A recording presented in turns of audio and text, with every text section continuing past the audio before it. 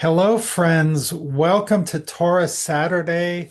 This week we are going to be looking at Parshat Korach, but it is going to be a different story than the one that is part of the mainline Korach story. It was actually, I think, a little bit of a deep cut. So let's say the blessing for Torah study and get going. Baruch atah Adonai, Eloheinu melech haolam, asher kitshanu b'mitzvotav, v'tzivanu la'asok b'divrei Torah. Blessed are you, Divine One, who has given us an opportunity to explore the depths of Torah. Hello, Marty. Shabbat Shalom. Shabbat Shalom, Rabbi. Okay, I will put the source sheet in the um, in the chat, and then we'll start sharing. But if you want to peek ahead, I won't prevent you.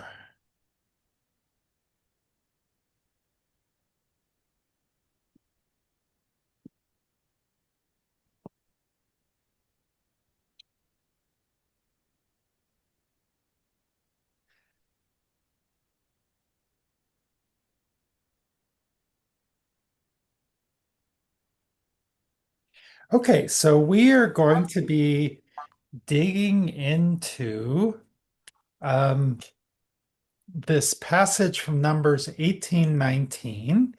It's sort of toward the end of the Parsha. It's after all the action with Korach's rebellion.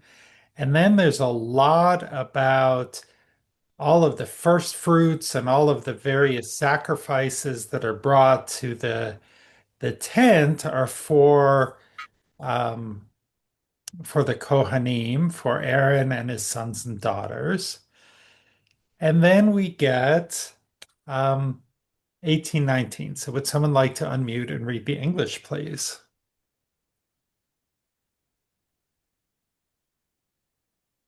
Morning, Annie. Good morning. Hi, everyone. Shabbat Shalom. Shabbat Shalom. Shalom. All the sacred gifts that the Israelites set aside for God, I give to you, Aaron, to your sons, and to the daughters that are with you, as a due for all time. It shall be an everlasting covenant of salt before God for you and for your offspring as well. Thank you. A covenant of salt. I have to say, if someone just like offered that to me, it's like, hey, I'm going to give you a covenant of salt. I mean, from my mind, I mean, is that it's kind of I just ask right there, is this a good thing? Like, what are It's just not your initial thoughts? it's not Lot's wife, is it? What is the salt? Sorry. We got this nice statue of a woman and made out of salt for you. Don't think about it too hard. Just say yes. I, I I guess I immediately went to the idea that the word for salary comes from salt. Really? I didn't know that. That's fascinating. Do you know the history, Allison? People were paid. Right. If I remember correctly, it goes back to Roman times when salt was part of your wages. Ah, And sodium chloride is absolutely essential for one's survival. I mean, going back to the history of the American West, where we are thousands of miles from any ocean, salt was one of the most valuable commodities to stay alive. You could trade it for practically anything when people hmm. needed it. It's still expensive in Arizona today for some reason. It costs more than it does in California. Hmm. Interesting. Interesting. Yeah, so we'll sort of look into this a little bit, what this might mean. So we see, first we're going to look back at Leviticus. We've been talking about the temple offerings, and then we see this interesting tidbit. Could someone read this, please? You shall season your every offering of grain with salt, You shall not omit from your grain offerings the salt of your covenant with God. With all your offerings, you must offer salt. Okay. So this is talking about the offerings, the sacrifices that were made at the temple. And sometimes they were meat, sometimes they were grain. Um, but it seems like all of the offerings have to be made with salt. So it seems like salt, I don't know, what does this tell us about the role of salt? And does this give us any clues about a covenant of salt? Maybe it's also, you can use salt to purify something. Hmm. So maybe that's related, along with the fact that it is a valuable commodity. Hmm. Yeah. Salt I is essential for life. It can be for purification. It's a valuable commodity. I remember when we were covering that parsha that the Leviticus 2:13 comes from, and I was reading through the whole thing, and it's just offering after offering and you put in the salt, you put in the salt, you got to add the salt. And I was wondering about that at the time, so I'm glad you're getting into those. I Yeah. had a question. Yeah. Could salt also imply something different? Instead of just the purity of salt, what about the purity of your soul? Hmm. We're going to look at some of the more mystical and allegorical interpretations a little bit later, and I haven't seen that one directly, but that hit something for me, and when you're making an offering on the fire, that was the way of communicating with God. And somehow, the salt seems to elevate. I mean, salt also increases flavor, so Mhm. I don't think God needs, God isn't eating it. It's not like we're feeding the divine, we're communicating, but it does seem to add an ornament or maybe some element of holiness to that. Yeah, and maybe just something else to park for that later conversation. We have a allegorical expression in English that a person is the salt of the earth, Yes, and that salt of the tends earth. to cause one to think about somebody who's not putting on a lot of airs or is not trying to be something they're not, and in a positive way. So I just wanted to park that for that later conversation as well. Huh, thought about that too. Yeah.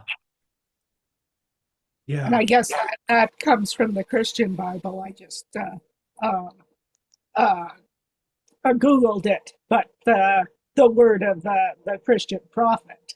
So, uh, Which has as its roots in a lot of our right, traditions as so well. it's so not a later thing, a pretty early from So the is it Christian. from one of the Gospels, or where is it Yeah, from? Sermon on the Mount. Ah, Oh, Interesting. you think Thank I you. would have remembered that one? yeah.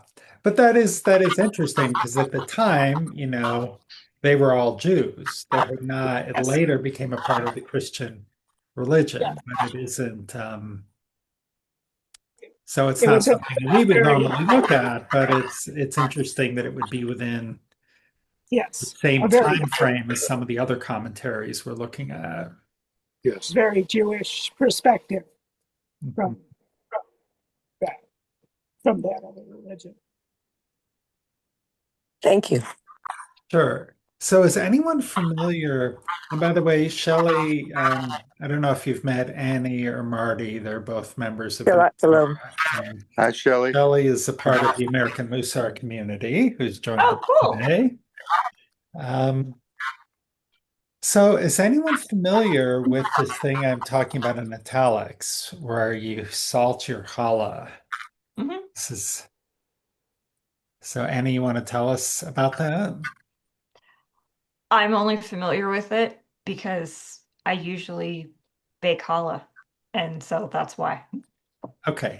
I don't even understand the mysticism of it. I just know that when I bake challah, I also use salt. So, So when I used to go to gatherings and retreats by the Musar Institute, they were very, there was a mixture of people like myself who from more of a Reformed Jewish background, and there were some Orthodox and pretty strictly Orthodox people who were there.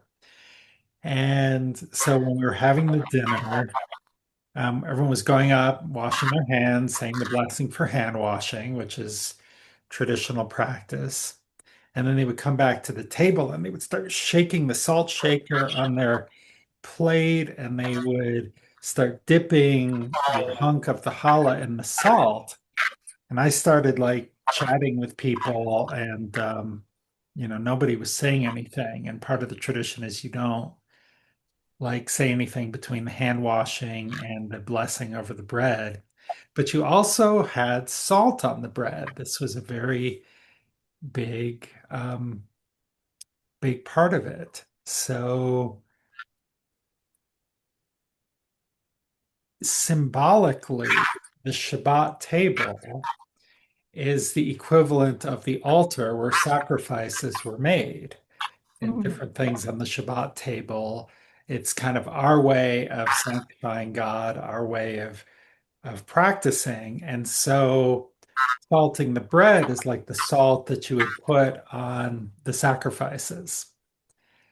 So that's kind of the symbolic nature of that practice. I mean, this is not something that I do. I expect no one else on this call does. But, within the very traditional Jewish practices, that's still done today. Thank you for explaining that. I have a 40-year-old or so Tanakh here that for Leviticus 2:13 says salt in ancient times agreements were often sealed with a formal meal, and people would take salt together as a symbolic way of concluding an agreement. Ah, And that citing Numbers 18:19 and also Second Chronicles chapter 13. oh, that's very interesting, Marty. Thank you. Yeah, that's perfect. Isn't that coming up next? Yes, and here we have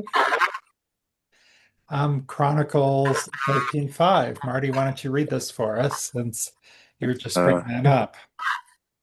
Surely you know that the eternal God of Israel gave David kingship over Israel forever to him and his sons by a covenant of salt. Sure. So, uh, so once again, we see this idea that there's this covenant of salt. So I do find what Marty shared so interesting that it was a part of the customs of the Near Eastern religions, or the Near Eastern cultures, ancient Near Eastern cultures that you would, seal deals. You also would make agreements by like cutting an animal in half and walking between it, and that sort of shows up in the Torah somewhere as well. So these ancient practices are reflected in the Torah. Um, for those of you that know Hebrew, I want you to notice something about this word here, LeDavid. Do you notice anything about the spelling of David?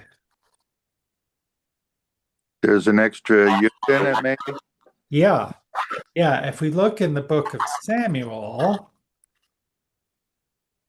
we see David is Daled Vav Daled. And here there's this extra yud. In modern Hebrew, that extra yud is sometimes there as well. Um, it's called a plene spelling because the yud there is acting as a vowel. So you know that if there were no vowels, you know that it was E. But what does that tell you about like Chronicles in the book of Samuel? And in Chronicles, all of the David is spelled that way all the time. So a different time frame when Yes, it was written down. exactly. Chronicles was one of the last books written, and it kind of retells a lot of the stories of both the Torah and in some of the later books. It's actually a bit of a snoozer. It's not one that gets read all that much. It doesn't show up all that much in our liturgy. But when they say that like different parts of the Bible were written at different times, or even different parts of the Torah were written at different times, this is the kind of grammatical clue that they use in order to set these timings. Hmm, interesting. Hmm. Okay, so um,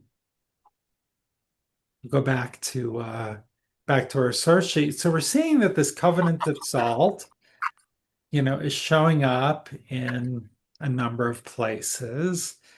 Now,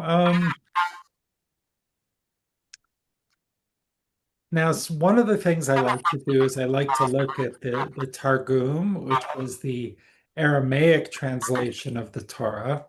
Someone has a little bit of background noise coming in, so maybe I'd ask everybody to mute and just unmute when you speak. Thank you. So this is then the translation of that Aramaic into English.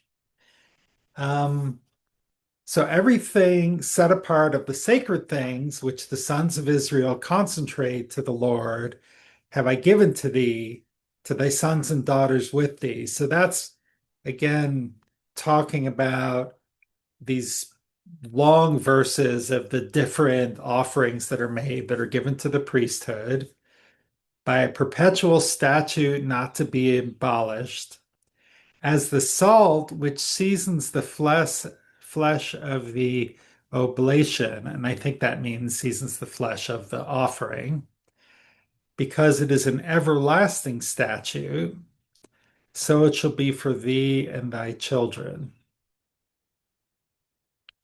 So here, this is a little bit interpretive. This was written in the time, this translation was done in the time of the Second Temple, and it is focusing on this idea of an everlasting statute, um, which we see here an everlasting covenant of salt. So, why, just as we saw, like this Chronicle of David was something that lasted forever, so why might it be stated to the priesthood that this is kind of an everlasting statute that's given? What's the priests were current members of society, and they were not allowed to get land, and so this was kind of how they ate. It was from the sacrifices. There was also a half shekel tax that was put on everyone. Um, so any thoughts about that? Well, I've got a kind of it's probably not directly connected, but I'm wondering if it has some bearing on this. That salt is fairly mystical in the sense that you can have a solid piece of salt, you can put it in water and it disappears. You can boil the water and it's still not there. Eventually, the water boils away and the salt comes back. And I'm wondering if there was something metaphorical about even when you're not quite sure that you can see Hmm. the salt, it's there and it stays there forever. You can't decompose it using the Hmm. means of that time anyway. It's always around. Yeah. Oh, that's really interesting. I love that. Yeah. Yeah, I really like that, man.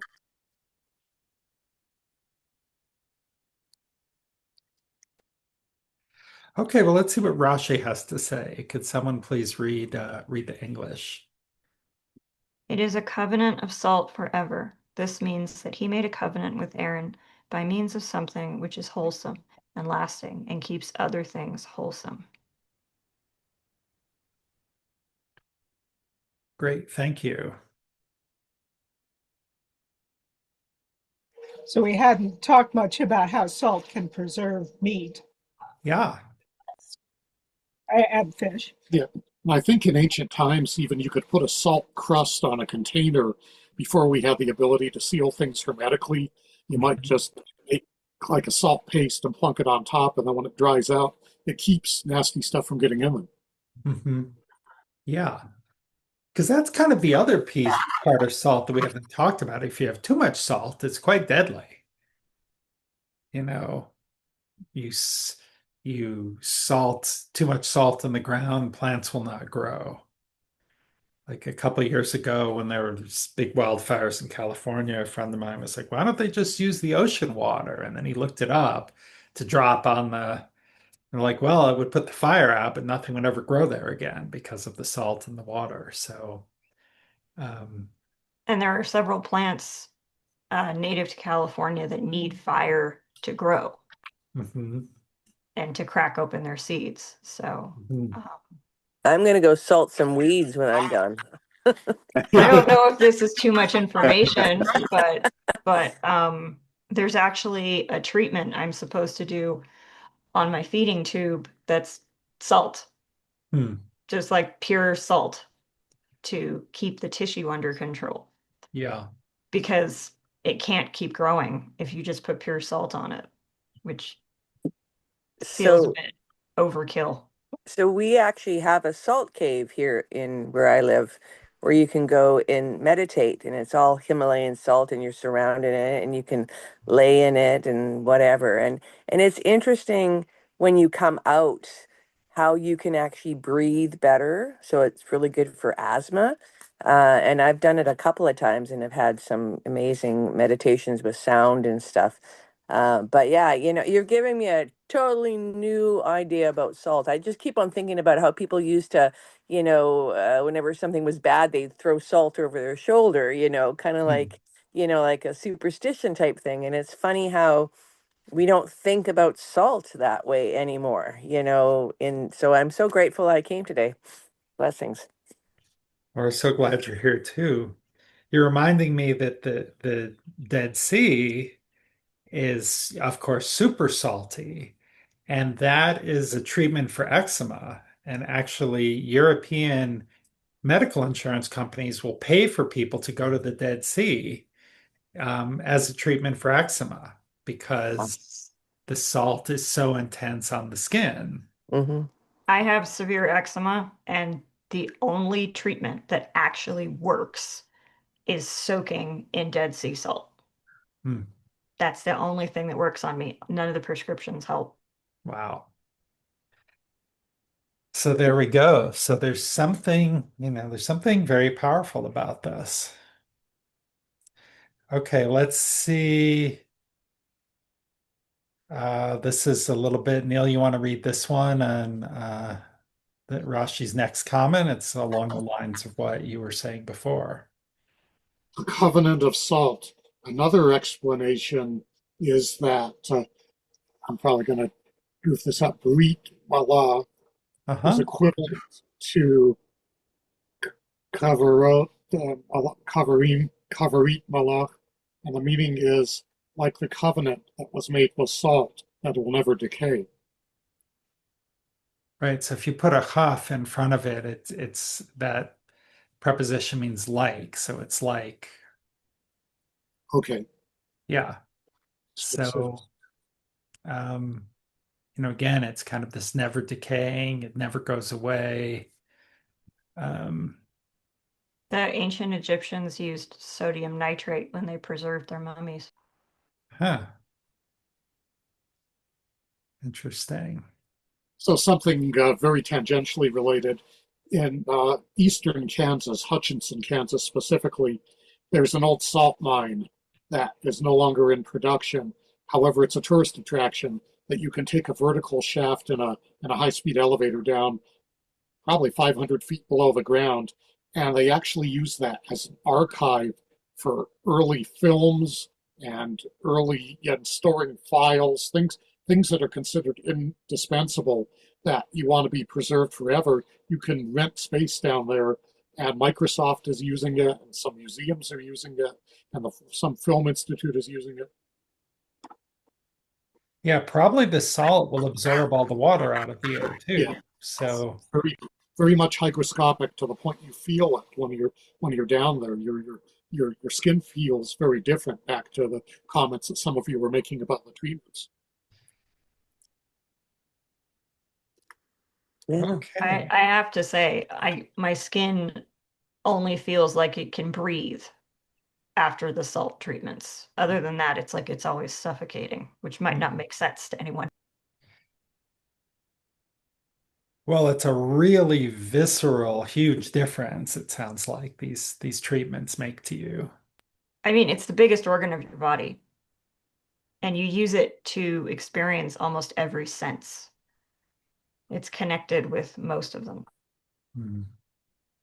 But you shouldn't rub it in an open wound. That's a bad use. I don't know if that's at all related to what we're speaking about. Well, it's not bad. It hurts. It feels like fire going into your skin. But that's the thing is like if you have eczema and you go in the Dead Sea, right? It makes your skin better, but every single cut you have, salt is going right into it. It's horrible while you're doing it, but the long-term effects are great. It's like when you get a sliver and you put your finger into salt water, it's that same it's antibiotic in a sense. It really truly is. Yeah, or when we gargle with salt water, what you're doing is it is an antibiotic. It will kill the bacteria and it also pulls water out of like your swollen throat muscles. So don't let me go all chemist on you. We'll really. That could be fun. Okay, so this is an interesting one. This is part of the halacha. This is a suggestion for, as some of you or many of you know, it's customary to clean the house out of chametz, of the leavened bread before Passover. And you go with a feather and a fly and a candle, and it's a really big cleaning job.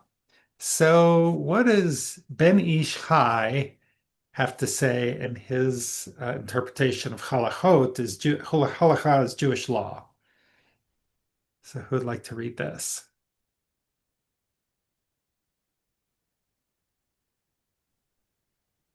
The custom is to have a bowl in which to gather the chametz found with a piece of bread already in it, and to have a knife in order to check the nooks and crannies of the house. There are those who have the custom to place 10 morsels of bread in different corners of the house before the search takes place, in order to have something to find and destroy. Here in our city of Baghdad, we place in the aforementioned bowl some salt. The reason is that Satan and his entourage are particularly jealous of the mitzvah of searching for chametz, and the salt repels all these negative forces in the same way the Kabbalists spoke about the importance of having salt at the table. We also do this for good fortune, that we may merit to perform this mitzvah of searching for chametz for many years to come, since salt lasts for a long time and signifies eternity. As the Torah says, it is a covenant of salt. Okay, so what is this talking about here? What is the role of salt in this custom of the chametz? Protecting from shadim or demons, which is what Satan is actually supposed to be in Judaism. Yeah, A minor demon. it's a lot written in the Talmud and the Midrash about demons. Like magic and demonology, we don't kind of elevate that portion of our tradition anymore. But from a historical perspective, it was very, very real. Um, and here we're talking about salt repels negative forces. It reminds me of like, some of the fantasy books I read where you make your pentagram of salt or you make a circle of salt to hold the demon in that you're that you're doing. Um, yeah, and Um, so where it says Satan and his entourage are particularly jealous of the mitzvah of searching for it, just to get into the Shadim thing for a second, what's interesting to me is that the Shadim are not technically supposed to be demons. They're like angels of chaos, and they have their own mitzvot. They have to keep Shabbat, just like the good angels do. hmm, So I thought that was interesting, where it's like, the Satan has his own mitzvot to keep, but he's very jealous of this hmm. one where you're searching for the bread and yeah. Yeah, when the earliest translations of Satan was as an adversary, was something that would get in the way of you doing good in the world. Can almost think of it as from a psychological standpoint, as a inner adversary. But a lot of the rabbis thought a lot of people were jealous of doing mitzvot. The angels couldn't do mitzvot. The dead couldn't do mitzvot. Like there was a tradition you wouldn't go play the shofar on Rosh Hashanah in the cemetery because the dead would be jealous that they could no longer participate in this mitzvah, which is not how I look at the world, but this was very much a part of the mindset. Yes, our superstitions, we don't realize are superstitions. Yeah. Well, and I think the historical superstitions are interesting because they did help shape the minds of the people who were like writing commentaries and stuff. Hmm. I mean, It so was, good. part of their zeitgeist. Yeah. What happens to salt if it burns? I mean, can we actually burn salt? Or does it give off a smell? I mean, um, I'm curious to see where the jealousy comes in. Um, is it because it in that time frame, how did it repel? I'm very curious about salt right now. Yeah, I don't certainly they weren't working from a chemical standpoint. I mean, I know you can burn salt like it has a particular color, like again in chemistry lab you would take different elements and you'd put them in fire and this one would be blue and that one would be red and it could kind of help you identify what an unknown compound was. But I think this is more of a repelling on a magical or mystical Hmm. level. I'm curious why the salt. I mean, other than being the covenant with God, and in that we also have salt and in us, and all the properties that it has. It just, I guess I'm trying to figure out what is, like, could you hear about people who even put salt at the beginning of the year in front of their house, like they sprinkle salt. So, again, it's that protection, right? These Yeah, traditions that we do that we don't even equate to a past lineage. that's true. I have to say, I sort of, I'm superstitious about like knocking over a salt shaker. I will toss a little salt over my shoulder, and I don't even know why I do it. It's just like, oh, better do this. Um, Yeah. okay, this is from the Talmud.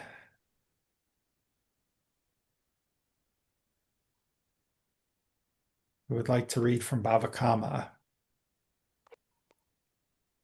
The Gemara answers, come and hear a resolution to this dilemma from uh, A Baraita. Baraita.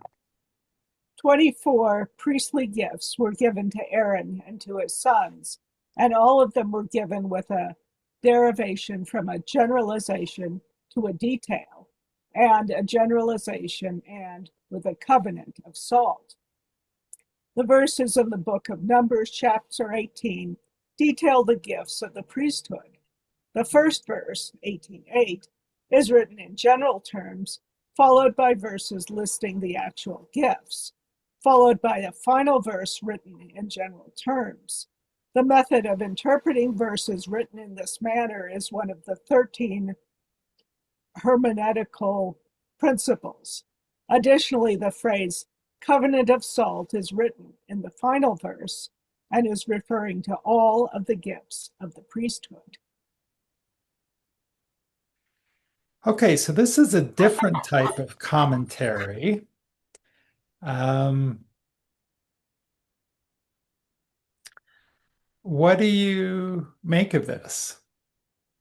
Is this confusing? Is it boring, irrelevant? Is there It something feels you very learned? it feels very legalistic to me in the sense of the Gemara is trying to come up with a code of how do you apply the halakha and the mitzvot. And so rationalizing from the general to the specifics to specific to the general. And just my question is, does this mean the covenant of salt kind of rises above all that stuff and encompasses all of that stuff? I think to answer your last question, I think it is trying to say it sort of encompasses all of it, like all these different, and we could sort of maybe just take a quick look. So I think it was,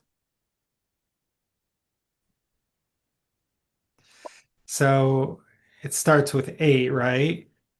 I give you charge of all my gifts, all the donations I grant to you and to your sons. And then this shall be from the grain offering, the purgation. You can take them.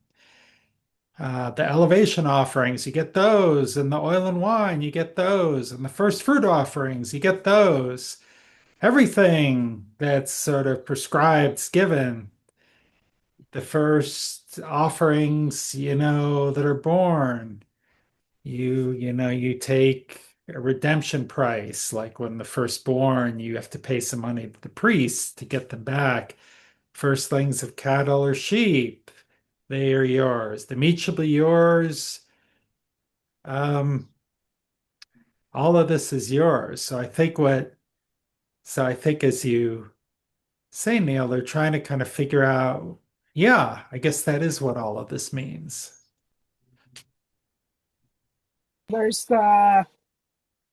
the method of interpreting Torah is I was uh, not even sure I'm pronouncing it right, but hermeneutics.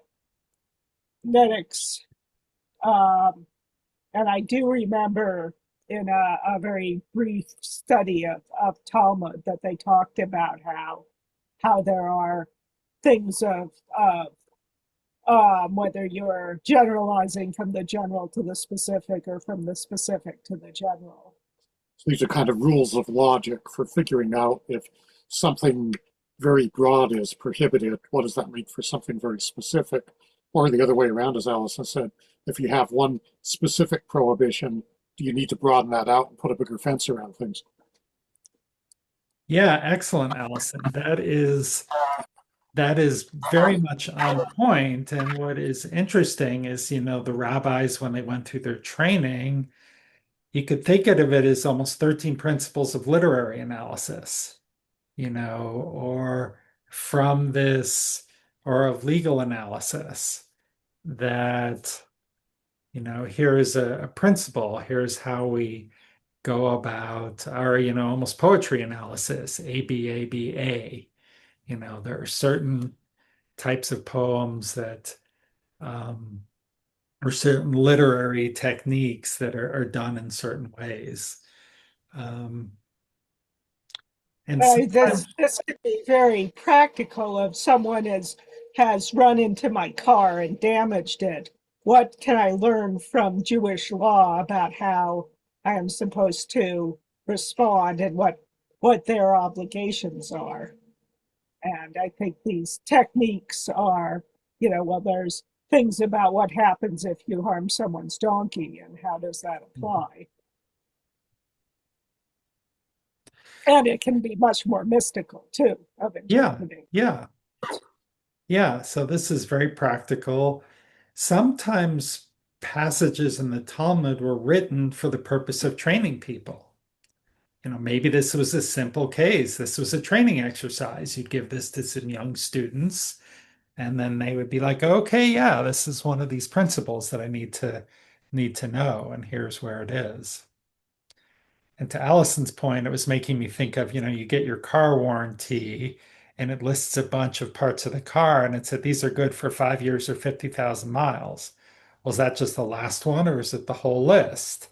And so that makes a really big difference, whether it's just the drivetrain or if the radio's included. Okay, well, now we're going in a different direction. This is from a sheet from Rachel Barenblatt. Um, she is also writes a blog called The Velveteen Rabbi, which is um, excellent blog. So she's bringing in some other ideas. Could someone read this, please? What is a covenant of salt? Ramban explained salt as a combination of fire and water, which is to say, justice and loving kindness. He says it's the combination of those two, the appropriate balance of those two, which sustains all the worlds. Okay, let's just pause there. So who is Ramban? Is that Nachmanides? Yes, Ramban is Nachmanides. And fire and water, justice and loving kindness. What are they talking about here?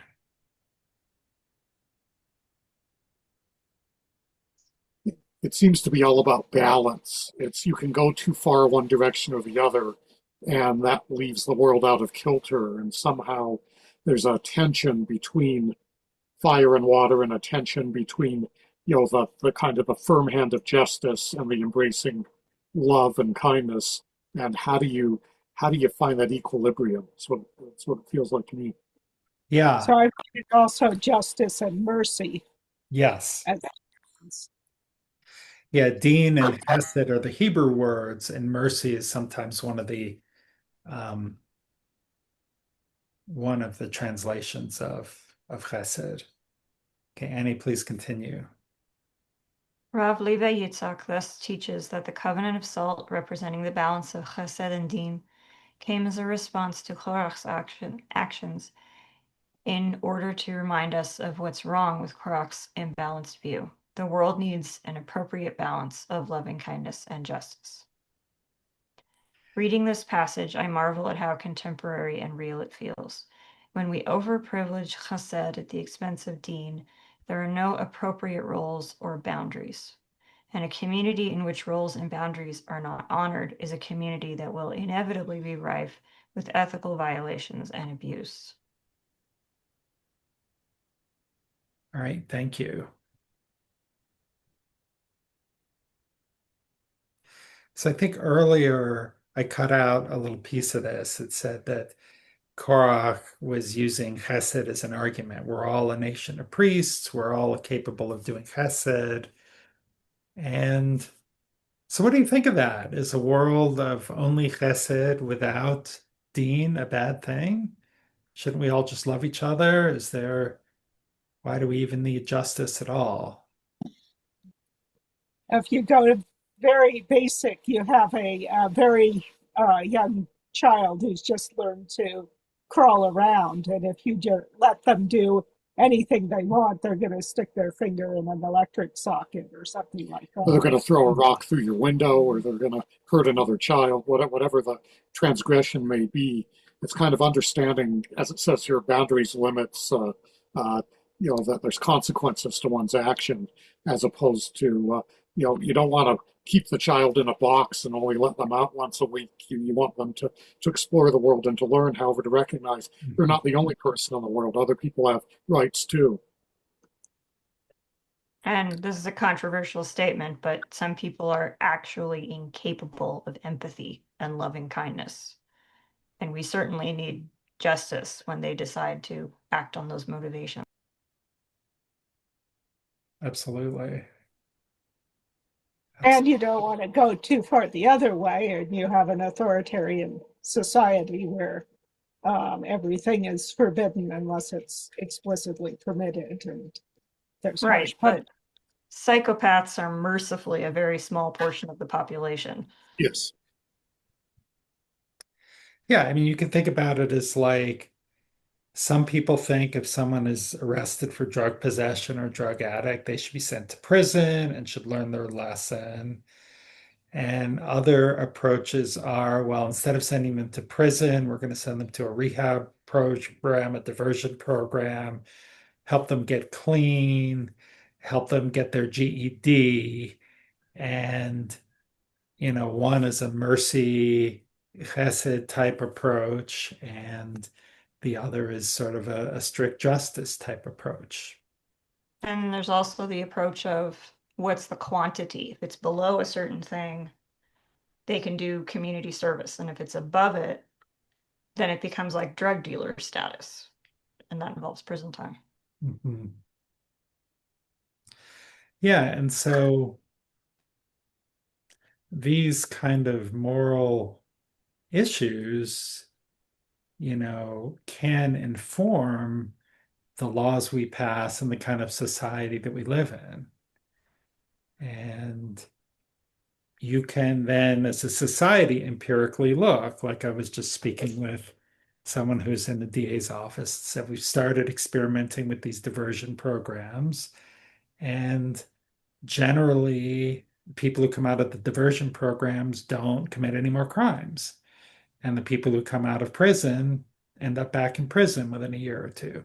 So there's a moral piece, and there's a practical, real world implication as well.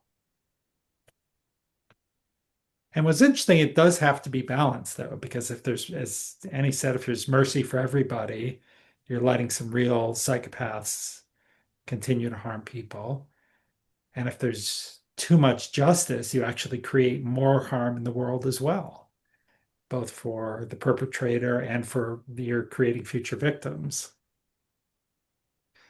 Which Shelley, from the Musar perspective, I'm sure you totally get. You go to the extremes and bad stuff happens.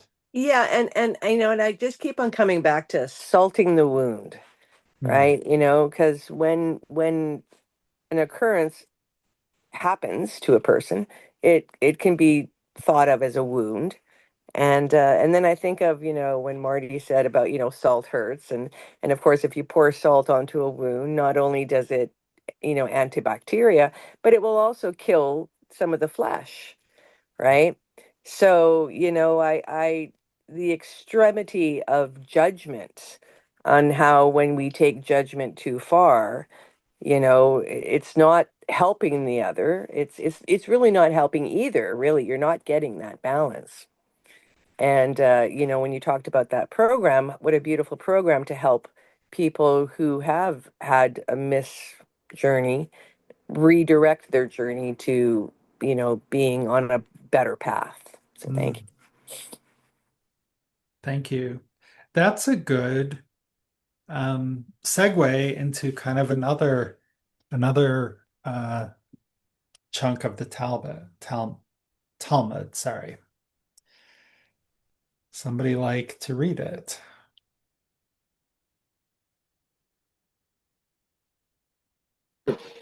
I can go. Menachot. As it is stated, the altar was of wood, 3 cubits high, and its length 2 cubits, and so its corners and its length and its walls were also of wood. And he said to me, This is the table that is before the Lord from Ezekiel. Why does the verse begin with the word altar and conclude with the word table, even though both terms are referring to the same item? Rabbi Yochanan and Rabbi Elazar both say the following interpretation. When the temple is standing, the altar affects atonement for a person. But now that the temple is not standing, a person's table affects atonement for him. Okay, so this goes back to the discussion we were having earlier about the altar for sacrifice and the Shabbat table. And then what does it mean, atonement, and the altar and atonement? Does anyone remember the, yeah, Annie. Um, Well, it's just making me think about, you're doing the sacrifices with the salt for communication, but also for atonement. Yeah, there were And certain now we don't have the temple. sacrifices So, that were only on Yom Kippur, for example, that were for atonement of the whole people. And you could also do something called the guilt offering, which is I've done something wrong. I'm going to offer a sacrifice to do that. Okay. So then what's the relationship to the table? And if we think about this as the Shabbat table. I would say it's a cleansing, because think about when you're using a wood cutting board. One of the Mhm. ways to cleanse it is with salt. Yeah, Gosh, I love salt, God. Thank you. yeah. But I mean, when we think about the role of Shabbat in terms of letting go of the worries of the week, to have a day of rest, a day to renew our soul, could there be a piece of atonement in there? Could this be a chance to kind of reflect and to try to begin the process of making good on some of our mistakes? If you gather around the table on Shabbat with the entire family, you've almost certainly done had some mistakes during the week involving members of your family or members of the community that are then coming around the table.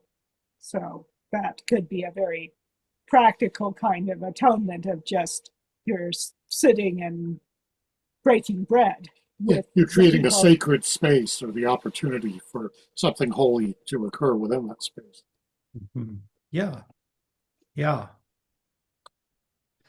So I love that you brought in the word sacred because um, we sort of talked a lot about salt's sacredness and salt being a part of the Shabbat table. And then while you have the sacred space here, it opens up possibilities. Like maybe it opens up a possibility for atonement, for deeper conversation, for deeper reflection. Okay, so I have one more source here. This is on back to kind of this idea of the salt on the Rashi commenting on the salt of the covenant, and it needs to be on the meal offerings. Marty, you want to read this last one? Neither shalt thou suffer the salt of the covenant to be lacking from my meal offering, because the covenant was established with the salt as far back as the 6 days of creation, when the lower waters, those of the oceans, received an assurance that they would be offered on the altar in the form of salt and also as water in the ceremony of the quotes libation of water close quote on the Feast of Tabernacles. So on an IJS Zoom earlier this week, they made reference to this midrash, and I could not find the actual midrash, but I did find this reference to it. And the idea was on the second day of creation, when the waters were separated, you had the upper waters and the lower waters. And the lower waters were jealous because the upper waters were kind of up in the heavens. And they're like, and they said, well, don't worry, you're the lower waters. You have salt, and salt is going to be part of the sacrifices. And so salt was given to the lower waters to kind of reassure them and make them feel okay. Um, so that's what we have today for salt. Any kind of final thoughts, any takeaways for this conversation on the covenant of salt? I just had a thought to myself that I find it interesting that when we cry, our tears have salt. Hmm. Oh, and that's really cool. I don't know if you guys have ever Googled this, but if you cry from happiness or fear or sorrow, all the tears look different under a microscope. The salt creates different shapes Ah, because the chemical composition is slightly different. And I think I just recall reading about how babies actually don't cry, first of all, initially with salt or with water or whatever. Like hmm. when a tear of a baby doesn't happen till later or something. Ah. It comes down. So yeah, thank you for that, Annie. Yeah, I highly recommend Googling that. The pictures are very cool. Yeah, salt, salt. There's also a teaching that, like, even when the gates of heaven are closed, the one sort of thing that the divine will notice is tears. So, like, if someone says a prayer and cries, that their prayers will be heard. And then in the Kabbalah, it said God counts the tears of women, Hmm. which I always found very validating because in a lot of Western culture, it's like, oh, the woman's crying, just ignore her. So one other interesting piece of kind of medical trivia is that the salt content of our blood is nearly the same as the salt content of the ocean. So kind of the fluids that sustain our lives are very much the same salinity as the fluids that sustain the planet. And there's a certain connection that implies to me that it's not an accident, but it was meant to be. There's an old internet joke that because of how much water we have in our bodies, we're basically houseplants with feelings. Well, all I can say is I am so glad to have been a part of this and to recognize that this has gone out to the divine and so many other people are picking up their salt and maybe looking at it differently. That's all I pray for. Well, I'm so glad you came, Shelley, and we will not be meeting next week because there's a bar mitzvah at B'nai Torah. In a couple minutes, I need to head over there for the rehearsal. But I thank you all so much for being here today. And if you are watching the recording, please give us a like or a share. Have a wonderful Shabbat, a wonderful week, and we'll see you soon. Thank you, everyone. Thank you, Thank Rabbi. you. Bye, Nice meeting you everybody. all.